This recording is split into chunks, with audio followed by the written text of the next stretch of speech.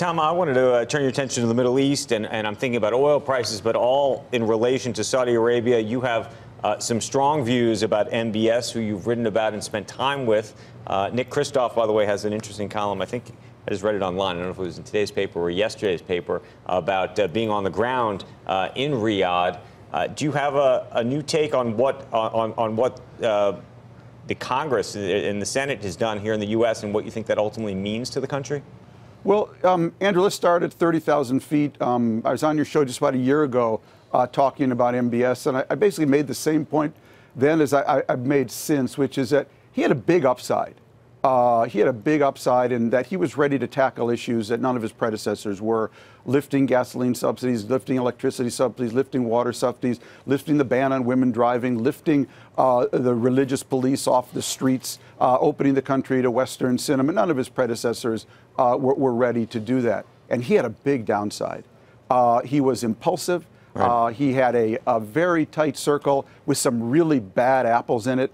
And he did some crazy things, abducting the prime minister of Lebanon, a stupid boycott of Qatar, among others. And what I was arguing for the last year was we got to encourage his upside, and we got to really curb his downside. Now, the Trump administration never, for starters, appointed an ambassador to Saudi Arabia. So we never had an ambassador, anyone of their real weight, actually to even observe, let alone really put some pressure on his downside. And what I watched over the year was him fall into a much more conspiratorial mode.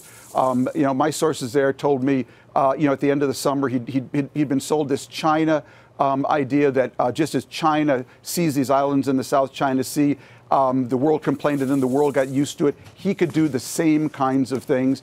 And so he had no adult supervision, no coach. And we forget these countries in the Middle East, not only Saudi Arabia, but all of them, they kind of need an American coach. They need an American to basically give the excuse to their leaders to be able to say to their own extremists, hey, I'd love to do that, but the Americans, you know, they broke my arm. I can't do that. And we were simply not present. Our Saudi policy was being run by text between Jared Kushner and MBS.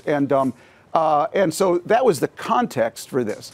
What he did in, I think, ordering the murder of Jamal Khashoggi was one of the most vile and incredibly stupid things I've ever seen in the Middle East. And it was just, you can't fix stupid.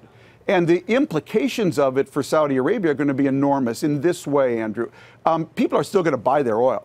People will be very happy to sell them anything they want to buy.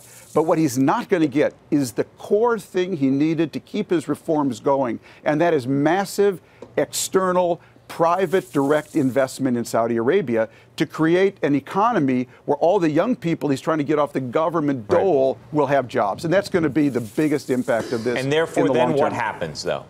If he doesn't have, I mean, he's also made commitments internationally in terms of investment on the outside that he has to make, and it's unclear to me that he's going to be able to make those payments. Well, here's what he's going to learn, Andrew. I have my Princess Di rule of international relations. You remember that Princess Di, after a divorce from Prince Charles, once said, you know, there were 3 people in our marriage. That was the problem. Well, what MBS is discovering is that there's 3 people in his marriage. Donald Trump can give him a pass, okay? And he can give himself a pass. But what he's now running up against is a weaponized civil society armed with social networks who are going to dog him and chase him wherever he goes.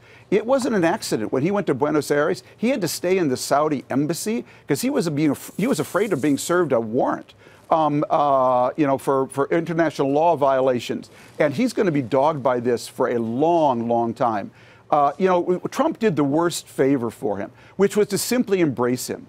Had we actually censored him very loudly, maybe even banned meeting with him for a period of time, demanded accountability, had he come out and fully acknowledged that whatever responsibility he had in this, promised to pay restitution, let the women he's driving activists out of jail, he had one chance to make a second impression. And what did he do with it? He high-fived Vladimir Putin. You can't fix stupid. And so I just have no idea what's going to happen there next.